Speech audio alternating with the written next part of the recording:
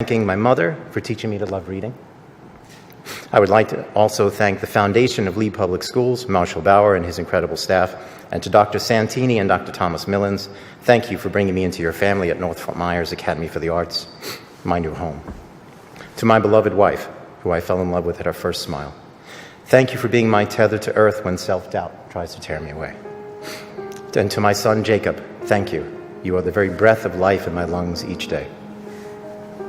I must step out of this speech for just a few sentences and really drink in this moment, as life is sorted into memories and we are essentially the recollections that we cling to. I am standing before hundreds of people, preparing to talk about myself, not a famous author or a classic work of literature, but a humble teacher from suburbia.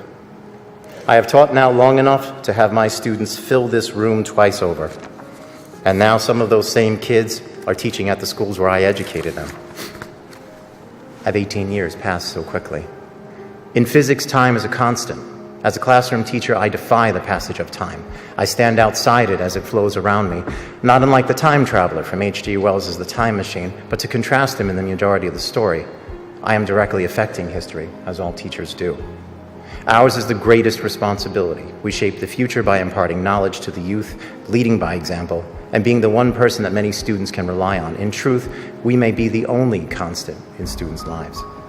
Teaching is a calling, just as medicine, law, or the cloth. As it reaches out to some of us, midway through my studies to be a physical therapist, I took an elective called Foundations of Education. And after that one semester, I decided that teaching was to be my profession.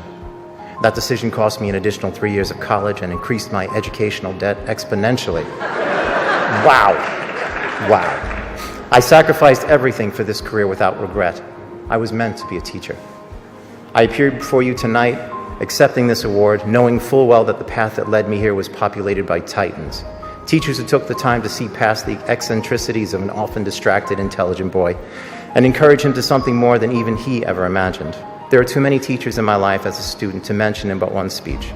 I've had only these few moments to thank the greatest professor that I ever had. He just so happened to share a lunch table with me.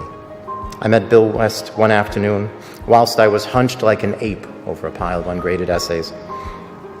Our lunches soon became a lecture hall wherein I was privileged enough to have his wisdom and insight to guide my hand as I wrote literature-rich lessons for all levels of learners. He was my mentor and friend. The recent passing of this brilliant man affects me even to this day. I genuinely believe that he and all the teachers that inspired me stand by me in the classroom each day because we, as teachers, are an amalgam of the very best that called us to teach. In closing to this, my time with you, my captive Golden Apple audience, in my speech that will most definitely be shattered and scattered by the mighty algorithm that is Google, I leave you with this. If teaching is your calling, listen. Emulate those that inspired you. Use more semicolons, as they are like Batman. Not always the hero that you want in your sentence, but more often than not, the punctuation that you so desperately need. Read well, read thoroughly, read often. Challenge yourself to learn something new each day, no matter how seemingly trivial. Listen, rather than plan your next response. And above all else, know who you are and your purpose in this, our shared world. I am Richard Romano, husband to Brianne, father to Jacob, and I am a Golden Apple teacher.